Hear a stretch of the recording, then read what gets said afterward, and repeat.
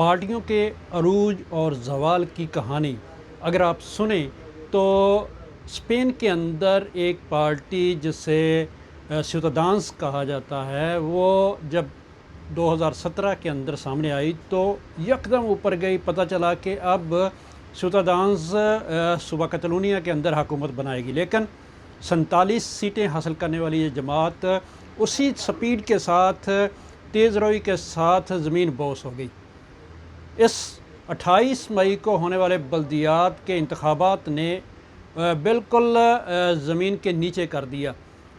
ان کی جو party head تھی اردماس، اس نے بھی آج اپنی پریس کانفرنس میں کہا ہے کہ میں سیاست چھوڑنے جا رہی ہوں. اس کی ساری کہانی کیا ہے یہ تھوڑی سی آپ کو میں بتانا چاہوں گا کہ نومبر 2019 میں اس پارٹی کا زوال شروع ہوا. جب کانگریس کے بار بار انتخابات ہوئے، میرے خیال میں 3 انتخابات حکومت نہیں بنا پا رہی تھی کوئی بھی پارٹی، تو ہوئے جس میں ان کی جو 47 نشستیں تھیں وہ 10 پر آ گئی. جب 10 پر آئیں تو اس وقت کے جو پارٹی ہیڈ تھے انہوں نے استعفیٰ دے دیا. اس کے بعد نئی پارٹی ہیڈ وہ خاتون سامنے آئی تو انہوں نے کوشش کی کہ پارٹی کو اوپر لے کے جایا جائے، لیکن پارٹی اٹھ نہ سکی اور یہ پارٹی 6 نشستوں پر آ گئی. 2021 کے جو کتلان انتخابات ہیں اس میں صرف 6 نشستیں جیت سکی، لیکن پھر بھی خاتون نے ہمت نہیں ہاری.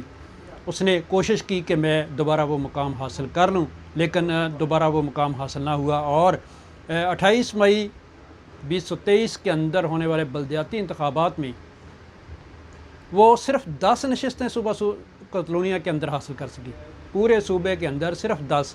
جبکہ آپ دیکھیں کہ 2019 کے جو بلدیاتی انتخابات تھے ان میں 239 سیٹیں تھیں، یعنی کہ 229 سیٹیں لوز کی ہیں.